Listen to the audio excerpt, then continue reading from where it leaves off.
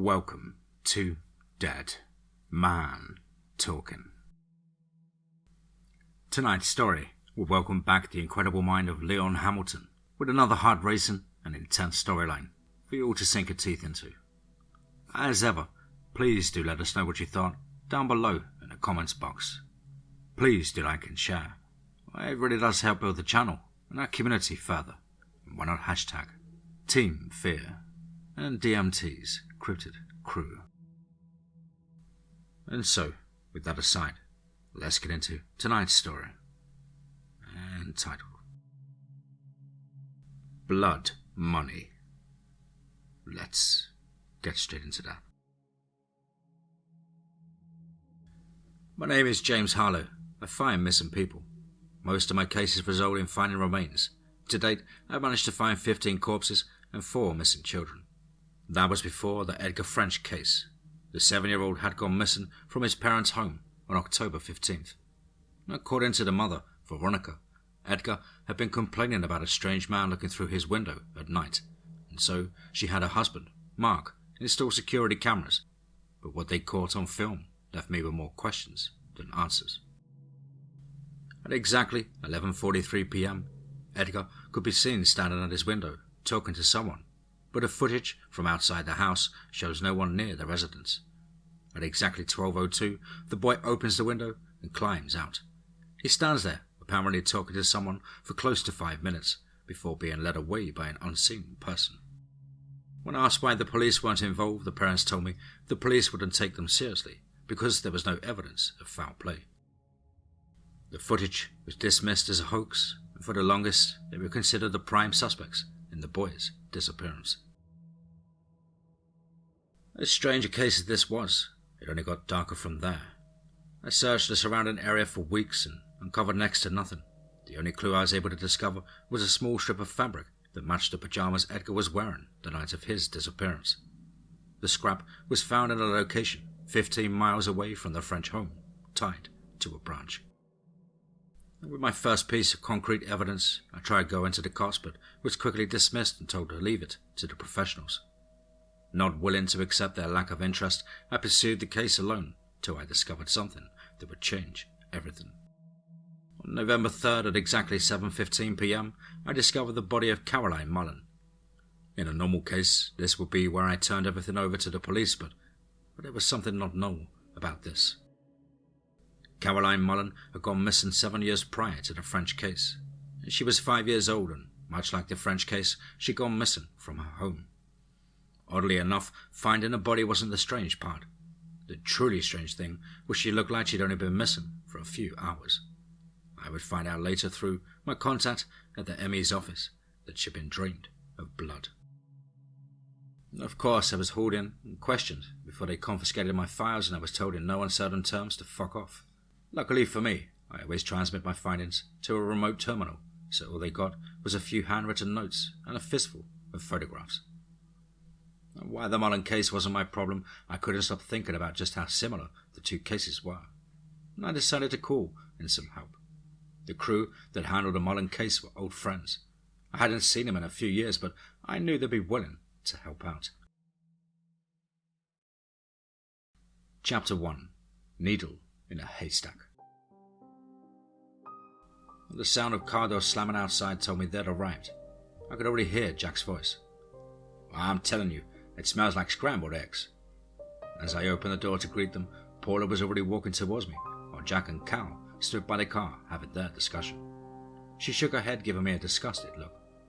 Hey Jimmy, please tell me you have something to drink.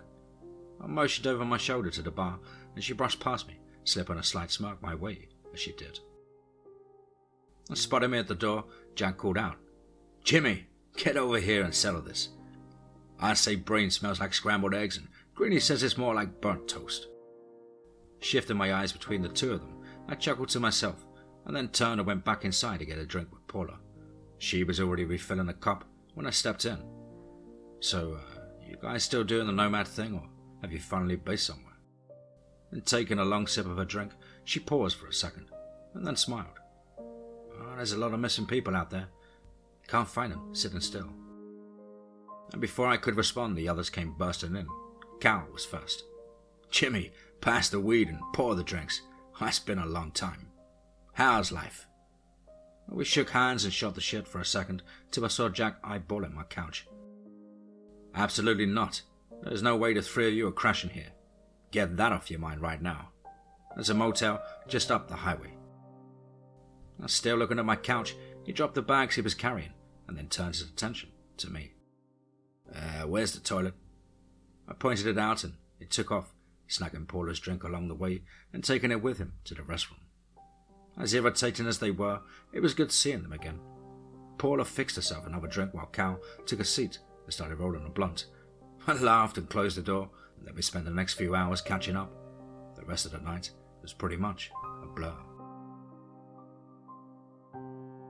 I woke up the next morning to the smell of coffee and pancakes. Jack was in the kitchen making breakfast. Paula was in the shower, and Cal was on my computer going through my files from the Mullen incident. When I walked in, he turned to look at me with a stunned expression upon his face. "This isn't possible. There's no way her body should look like this. What does she smell like?" I hadn't thought about it till then, but there had been an odor. It wasn't the stink you'd expect from a corpse. Instead, it was a faint, sweet smell, almost floral. When I mentioned it to Cal, it didn't ring any bells. When we asked Paula, she instantly went wide-eyed and motioned for Cal to get up so she could use the computer.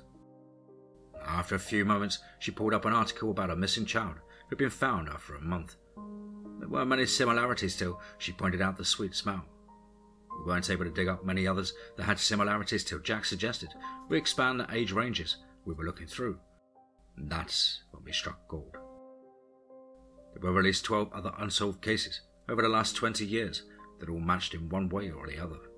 We couldn't track down a common denominator, and there was no connection to any of the victims and no tangible link that we could pick out till I noticed all 12 ran along the same river.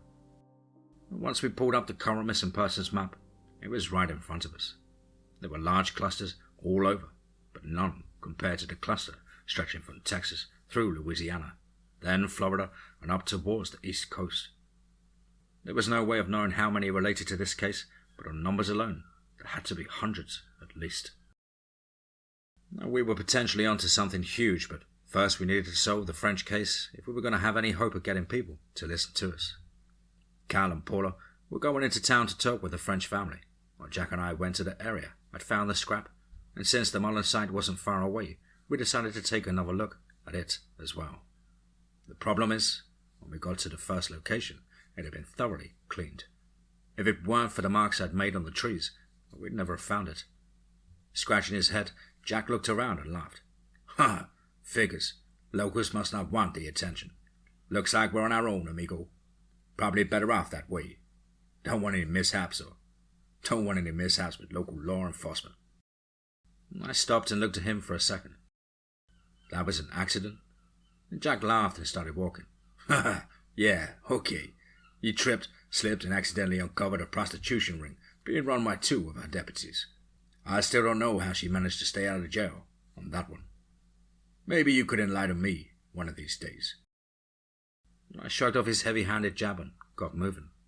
Whatever I had going on with the sheriff was none of his business.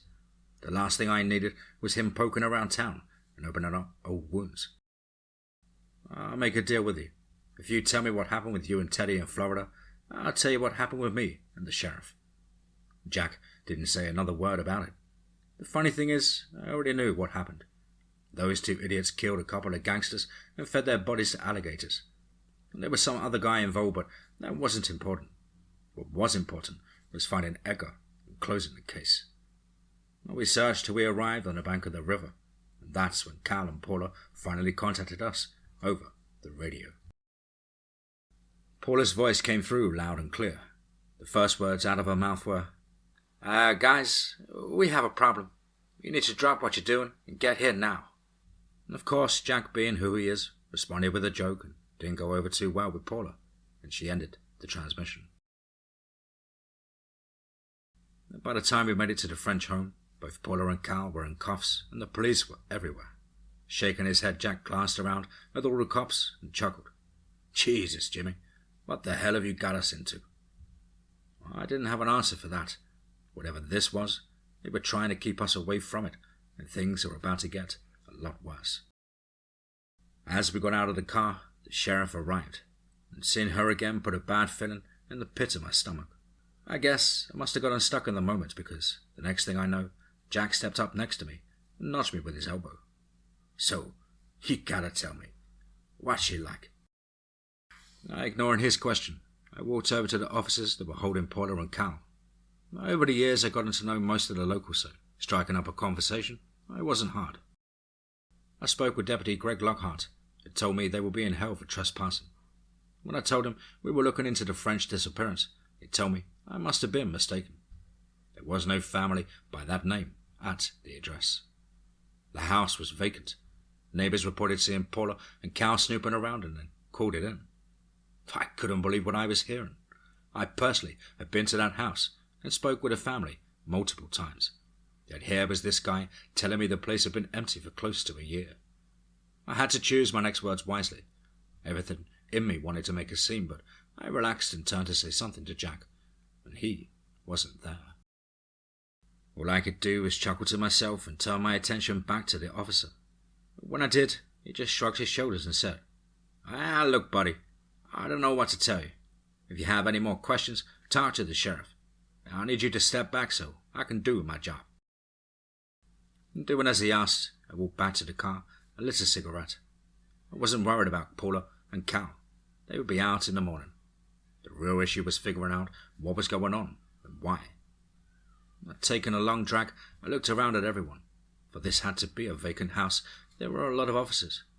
It was odd. It felt like overkill. But when the sheriff showed up, I knew we were in trouble.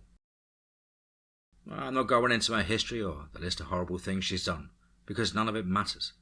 The only thing anyone needs to know about Sheriff Loretta Caldwell is to stay away from her. Watching for a while longer, I finished up my smoke and was about to get in the car when Jack was escorted over by two sheriff's deputies. "Is this yours?" one of them asked, shoving him in my direction. Before I could react, Jack opened his mouth and made the situation worse.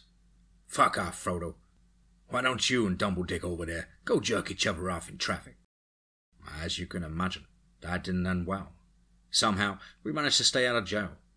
They released the others instead of booking them. By the time we made it back to my place, the decision was made. There was no way we were letting this go. Once all of our gear was unloaded, we spent the next few hours trying to figure out what could happen to the French family. The logical explanation was the sheriff had them taken away. I knew for a fact Caldwell had a hand in human trafficking, and it wasn't unreasonable to think she'd wipe out an entire family to cover her tracks. The problem was the other disappearances branched out far beyond the sheriff's reach and predated her by at least 10 years. Getting up from my seat, I stepped over to the bar and poured myself a drink. I took my first sip, and Cal came strolling out to the kitchen, eating a sandwich.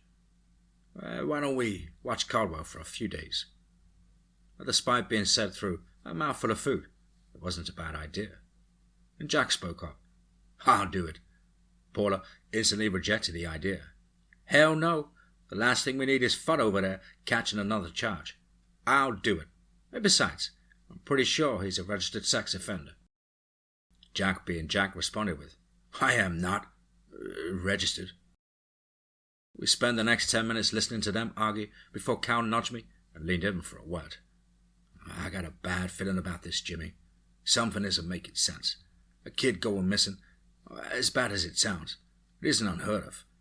A kid going missing and his entire family vanishing, well, it's fucking nuts. Nothing about this matches any other cases. Just my opinion here, but this feels like it's its own thing." He had a point. We might have been looking at all of this wrong. There was a good chance this wasn't connected. The one thing we knew for a fact was Caldwell was involved. That in itself brought on a whole new set of problems. Getting up from my seat, I went to the bar and poured myself another drink. Once Paula and Jack stopped arguing, Cal mentioned it to them. And from there, we spent the next few hours rethinking our approach. I couldn't get the Mullen girl out of my head. While the others were discussing things, I stepped outside for some fresh air to clear my mind. The night was calm and cool, and with a slight breeze that carried a familiar sweet scent. And I stood there on my back porch, trying to piece it all together. and as I raised my glass to take another sip, I caught a glimpse of something out of the corner of my eye.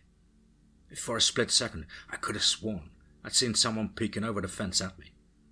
Trying not to react, I moved slowly, hoping whoever it was wouldn't catch on. But when I turned to get a look, there was no one there. I couldn't shake the feeling of being watched, standing there, scanning the area with my eyes, and I saw it again.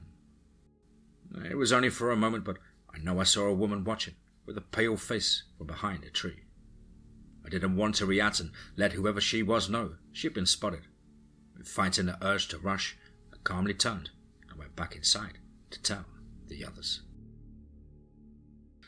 Maybe it was the drinks talking, but we hatched a plan to split up and try and catch whoever had been watching us. Paula and Jack took the cars and circled the area, while Cal and I split up and covered the block on foot. I decided to take the walking trail that led behind the houses on my street, while Cal strolled the sidewalks. I'd been on the trail for a few minutes before something caught my eye. At first, I thought I was imagining it, but the further I went, the more I knew for certain someone was following me. Pulling my pistol and stopping, I tried to spot the stalker, but no matter where I looked, I couldn't see who it was. Now, I don't advise mixing alcohol and firearms, but there I was, halfway tilted, clutching a loaded .45 and searching for some invisible spectre I wasn't completely sure even existed. The crunching of dead leaves behind me made my trigger finger itch, and I spun around with every intention of putting a hole in the first unfortunate soul to try something stupid. When I turned around, all I found was empty space. There was no one there. As I slid my gun back into the holster, something slammed into me from behind and knocked me off my feet. When I hit the ground, a dark shape flew by, but I didn't get a good look. Before I could get up, something came down on my back, pinning me to the dirt. I couldn't breathe, and no matter how much I struggled, I couldn't move. But worst of all, there was no sound. I didn't hear it moving, other than the noise I was making. Whoever or whatever this was moved silently. The last thing I heard before I blacked out was the pounding of my own heart. When I came to, Paula and Cal were standing over me talking. She seemed agitated. "What do you mean? You don't know what happened?" Of course, he had no clue, and they were wound up arguing, not realizing I was awake. By the time I was on my feet, Jack came strolling up. "Well, holy shit, Jimmy. What happened to you?" It took a while to convince the others I hadn't imagined what happened on the trail. And since I couldn't explain it or describe who attacked me, they chalked it up to me being half drunk and agreed to drop the subject altogether. Once that was settled, Paula grabbed her gear and headed out to start her tale with Sheriff Caldwell.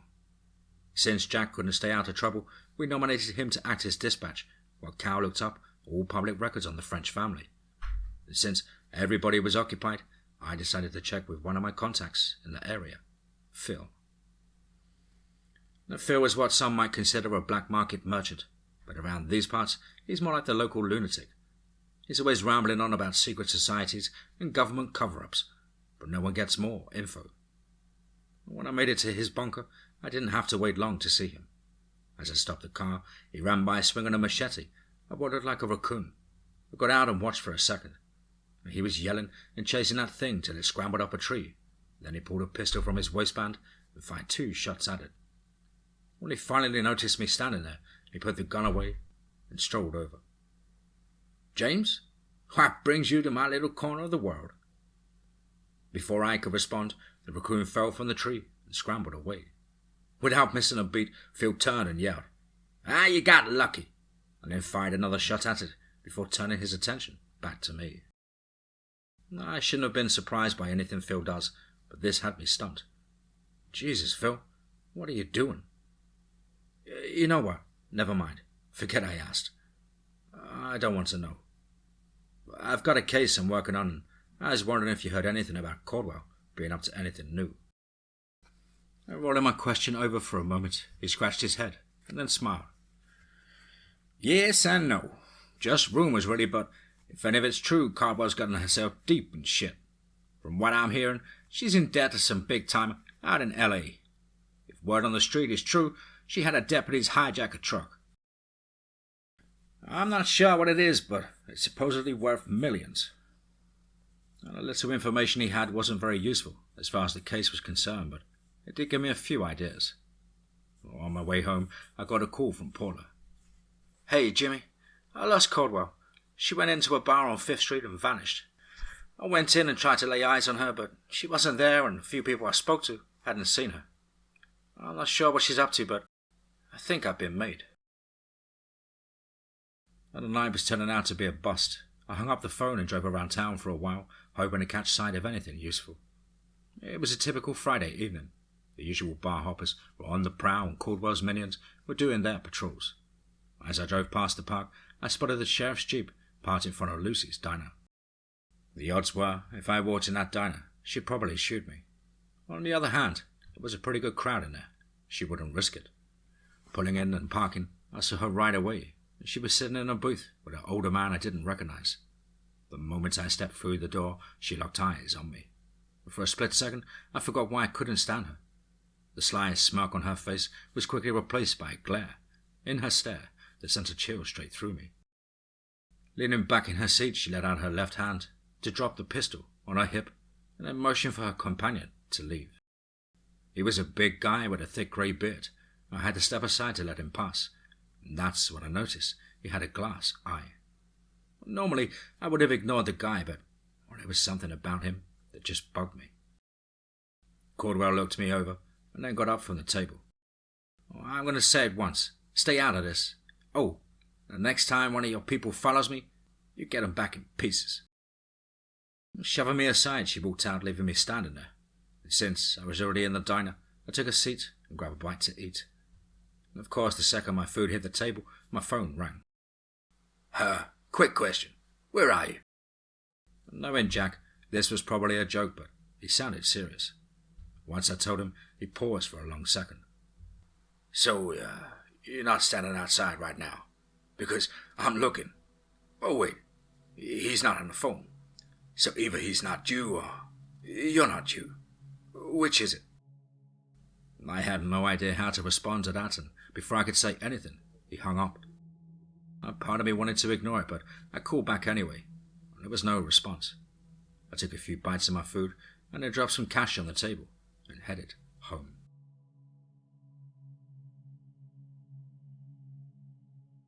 Chapter 2. Scrambled Eggs and Toast. Let's get straight into that. As soon as I stepped through the door, an overpowering odor assaulted my senses. My house was a mess, and there was a body in the middle of the living room. Before I could fully process what I was seeing, something zipped past my head and slammed into the wall as Jack came charging out of the kitchen. "Jimmy, are you?" That was the third time Jack asked a question I couldn't answer. Only this time, he was reaching for the gun in his waistband. "Whoa, slow down. What the hell's going on?" Glancing between the body on the floor and me standing there with my hands out, Jack pulled his gun and took a step back. "If you're Jimmy, tell me what happened in Rio." I paused for a second, trying to remember Rio. Then it hit me, and I almost laughed. "You got drugged and woke up to be taint-spanked by some freak in a pink gorilla suit." Clicking the safety on his pistol, Jack shook his head and let out a sigh of relief. "Oh, holy shit, Jimmy. I thought I was going to have to kill you again." As his words sank in, I happened to look down at the body and realized it was me. The side of its skull was caved in and leaking chunky pink sludge that seemed to be rotting the floorboards. Trying not to focus on it, I turned my attention back to Jack, who was digging his lucky rock out of the wall. "What happened to Paula and Cal? Oh, you didn't kill them, did you?" And chuckling to himself and pulling the rock free, he turned back towards me. "Nah. They left to check on a lead a few minutes before you. I mean, the other you showed up. They should have checked him by now." I told him about the sheriff and the old man, while we set our minds to clean up the mess he'd made, fighting with the other me. We were in the process of wrapping the body in tarps when the others arrived. Paula stopped in her tracks the second she stepped in. "What in the actual fuck is going on in here? Who is that? Which one of you killed him?" Before I could respond, Cal came in carrying a cardboard box. "Would you look at this? I expect this type of shit from Jack, but you? Come on, Jimmy, tell me it ain't so. Tell me you didn't just let this goofball drag you into one of his schemes. Suck my sack, Greenie. I had to kill this guy. He was an imposter. As usual, Jack's response started an argument that didn't end till I uncovered the body and showed them it was, well, me. Long story short, we put the body in the trunk of my car and then drove it out to the quarry and buried it. No one said as much as a word till we were back in the car, and then Paula broke the silence. So, is anybody gonna acknowledge the fact we just helped Jimmy bury himself? No? Okay. So I'm the only one here who thinks this is completely messed up. Lighting a joint, Jack laughed. After the year we had, this should be a walk in the park. Plus, I'm not sure if it was a person. I mean, I smashed his head in and there was no blood, just that funky egg smell. I didn't have much to say. As they chatted amongst themselves, I couldn't help but wonder what any of this had to do with the French case. As strange as the clone thing was, I couldn't think about it. The only thing on my mind was Caldwell's warning. When we finally made it back to my house, I stayed outside for a few minutes to clear my head. After a while, Paula came out to check on me. Hey, Jimmy, are you busy? We sat talking for a while before she started telling me about the information they'd gathered from one of the French's neighbours. Vincent Birch and his wife had been close with the French family. Over the years, he compiled lots of photos and videos of them. There was concrete evidence of their existence, but stranger still was the fact that there was a clear connection between them and Sheriff Caldwell. Mark French worked as a mechanic and was contracted to do the upkeep on all the sheriff's office vehicle fleet. While it was a slim connection, it was a clear link, and considering at least one of the deputies denied having any knowledge of the French family at all signs were pointing directly back to Caldwell. We spent hours going through old photos and home movies till we found a video of Edgar's 4th birthday. The first few minutes were uneventful, the usual things you'd expect from a kid's party, right up until there was a knock at the door, and in came the sheriff carrying a birthday cake. And there was no way they could deny it now. We had clear evidence of Caldwell being in the French's home, but she didn't come alone. A large figure stepped through the doorway, and my jaw dropped. It was the old guy from the diner, and as I pointed him out to everyone, I noticed Cal seemed mortified. He was staring at the screen, wide-eyed and frozen in the moment. Without saying a word, he got up from his seat and went to the bar. After taking a shot, he pointed at the screen and shook his head. Are you sure that's who you saw? When I told him it was, he took another shot. I don't know his name, but I've seen him before. The Hightower case in Oakland. Adam Hightower vanished for 6 weeks. I tracked him to a farm and managed to get him home, but 3 days later, he cannibalized his entire family before disappearing again. The night he vanished for the second time, I caught him in the yards, but there was someone with him. The old man was there. I don't know if it helped, but I saw him lead Adam away when it was over. While the old man piqued my curiosity, it didn't seem to have any relevance to the case. There wasn't much else in the home movies, and at this point, it was looking more and more like we were going in circles. The only real clue we had for sure was Caldwell, but getting information out of her was next to impossible. On top of that, there was the issue of the other me. I couldn't wrap my head around it, and the more I thought about it, the more confusing it got. For all I knew, one of these guys could be an imposter. The situation was fucking up fast and picking up speed. I was thinking of dropping the case altogether. Paula got up from her seat and stretched before tossing out an idea. Since Mr. French was the mechanic for the sheriff, she might have used him to work on that stolen truck. If we can find the truck, we might be able to find the French family. It was the closest thing we had to a lead. What would have to do? We spent a few hours going over maps of the county, looking for a place someone could hide a 52-foot trailer and the rig. Not far from the location where I found the scrap of Edgar's pajamas was an old logging camp that had been condemned a few years back. It was one of 2 locations with the capability of hiding a truck that size. While splitting up didn't sit well with me, I wasn't in the mood to deal with Jack. Since Paula refused to go anywhere with him, she came with me, while the others went to check the second location on the outskirts of town. We arrived at the logging camp a little before midnight, and since we didn't want to risk being spotted, we parked a good distance away and trek through the woods till we hit the edge of the camp. I didn't have to see it to know we were in the right place. The sound of gas-powered generators reverberated through the darkness, leading the way like a beacon. Paula and I silently made our way to the high ground overlooking the camp. And at first, it was obvious the truck wasn't there, but there were at least 9 high-end vehicles parked in the makeshift lot, guarded by deputies. We watched from cover as well-dressed men and women were escorted to the housing area of the camp. And trying to stay quiet, Paula got a little closer, while pointing out the dim orange glow of a fire. "We should get closer. Look, this might be important." My instincts were telling me to walk away, but she was right. This might be the break we needed. From where we were positioned, we could come down near the back of the camp without being spotted, but once we were on the ground, there wasn't much cover. And shaking my head, I pointed to a rocky hillside that would bring us closer to the housing area. She nodded and headed in that direction. I can't lie, watching her was the highlight of the night, but I didn't have time to admire the view. The trip into camp didn't go as smoothly as I'd hoped, but we made it without attracting any attention. The closer we got, voices could be heard, laughing, and random conversations echoed all around us as we got our first look.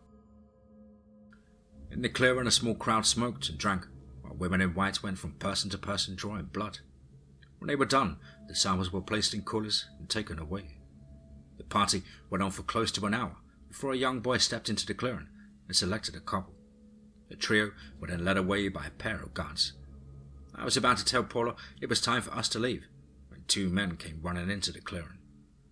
I couldn't make out what they were saying to the guard, but one of them was pointing back towards the entrance of the camp. In the blink of an eye, all the guards were on high alert. The partygoers were quickly gathered and escorted away, while more deputies pulled flashlights and started searching the camp. I didn't have to say a word. Paula already knew the score. It was time for us to go. We managed to slip away without being spotted. Unfortunately, when we got close to the car, we discovered what all the commotion was about. They'd found my car and were in the process of having it towed away. They knew we were there. Fuck, we need to go now. And Paula was a step ahead of me. She was already backtracking, looking for another route to the highway. I had to jog to catch up to her. The moment I was close enough to touch her, someone tackled me and we went tumbling into the bush. Whoever this guy was, he was strong. We wrestled around till I was able to break his grip and get to my feet, and that's when I saw him. It was Lockhart. The instant he locked eyes on me, he hesitated. "James, you shouldn't." The crack of a gunfire cut him short just before his head burst like a water balloon. I turned to see Paula still aiming her gun at the now very dead deputy. That gunshot sent us off to the races. The next thing I knew, the bullets were flying, and we were trying our best not to get shot, weaving through the trees and dodging shots and listening to them bark at our position every few seconds. I was nerve-rattling. I kept thinking we'd get split up, but somehow we managed to make it to the highway. At some point, they'd stopped chasing us, but it didn't matter. We ran till we got to a public place and called the others for a ride. Well, they didn't make it in time. While we were waiting, several vans raced into the lot, and armed men in tactical gear jumped out. The crowd were laying low and was headed into the parking lot, and kept at gunpoint when I went person to person, checking IDs. Time was ticking. They would be getting to us at any moment, and I was already preparing myself. Glancing over Paula, I could see she was doing the same. Between the two of us, we had enough ammunition to maybe get us free of the crowd, but after that, we would be in deep shit. Ultimately, it didn't matter. We never had a chance. Caldwell showed up, and we were snatched out of the crowd and cuffed and taken away.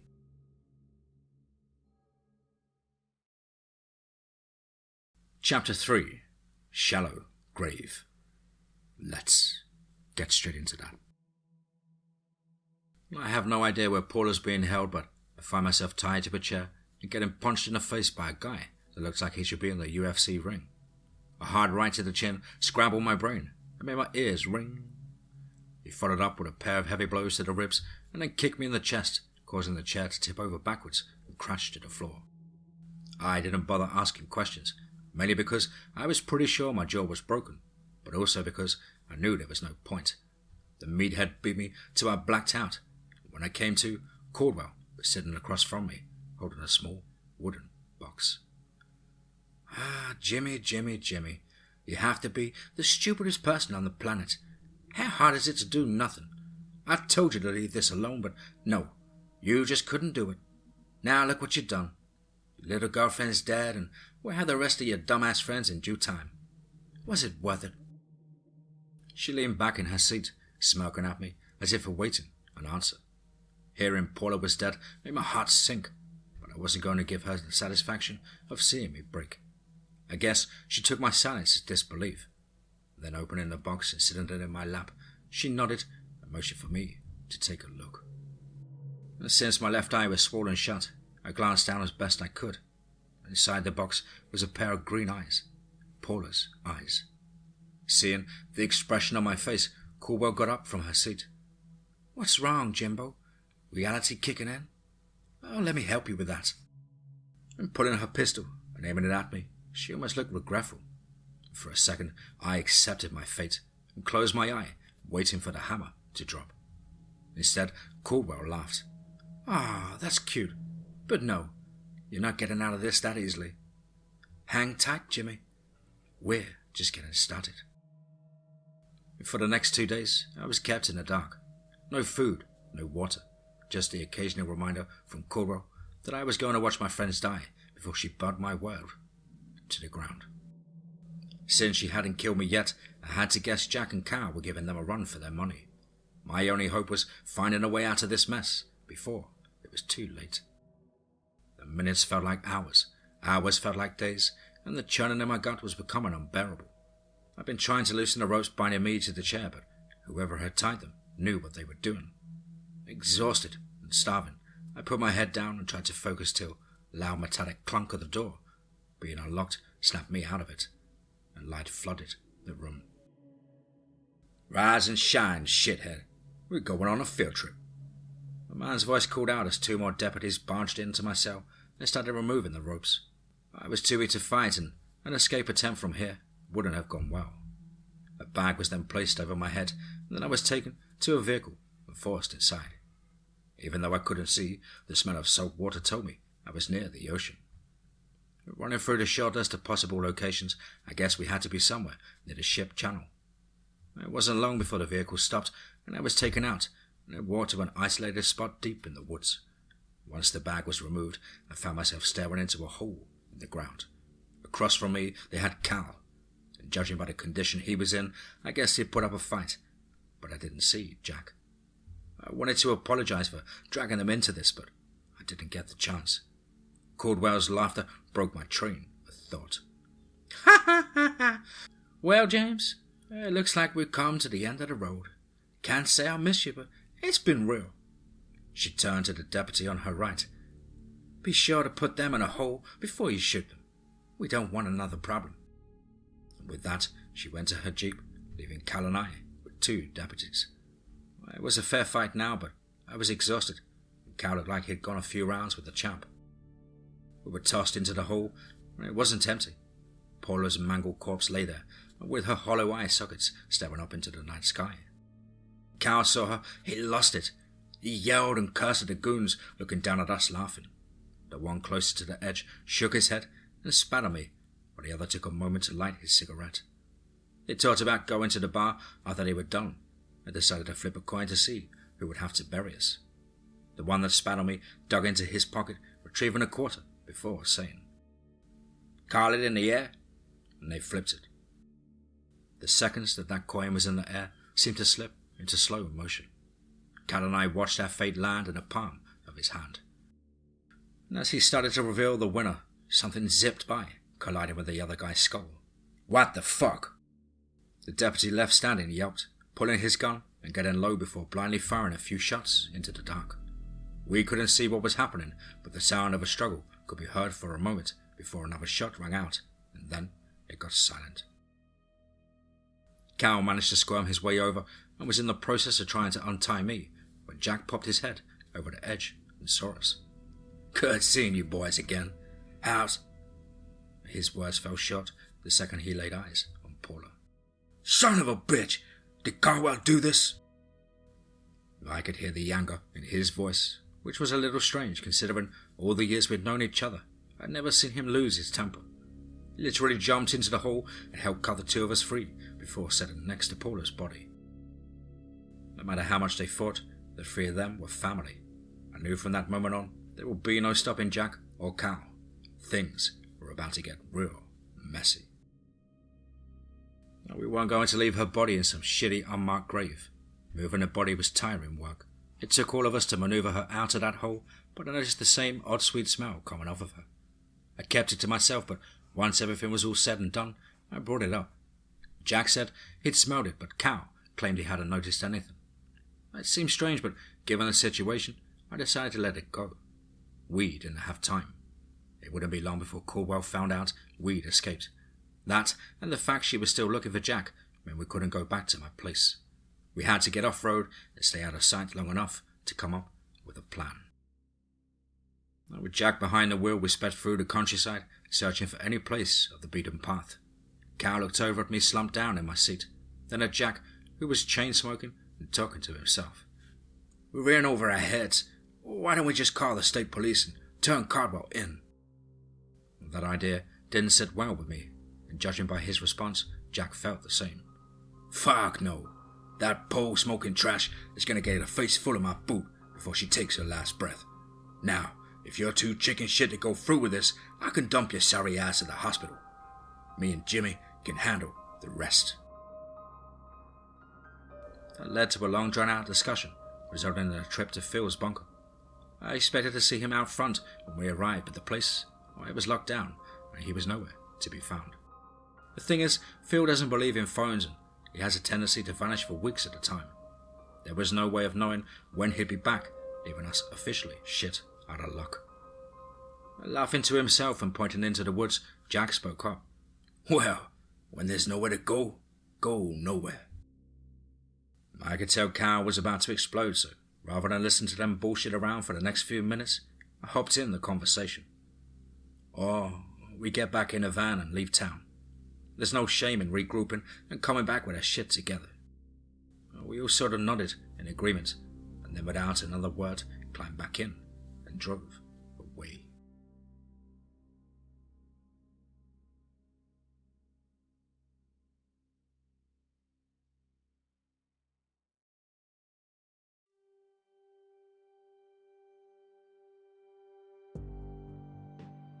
Wow.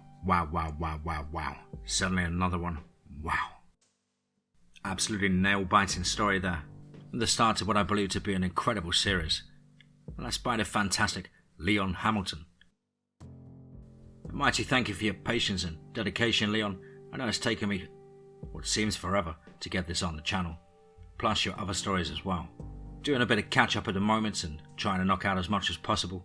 But of course, I really hope you enjoyed this rendition and wait with bated breath for the update to this incredible story. Well, guys and girls as ever, you know the drill. Please do let us know what you thought down below in the comments box. Please do like and share. Well, it really does help build the channel and our community further. Why not hashtag TeamFEAR and DMT's Cryptid Crew. Now, if you're an aspiring writer or would just like to have a crack at things like myself, then please do get in touch with me at the contact email, which is, as on screen, contactthedeadone@gmail.com. I really look forward to hearing from you. I hope everybody's well and happy, enjoying the beautiful summer sunshine, with good food and even better company. But above all, guys, remember, be safe, not sorry.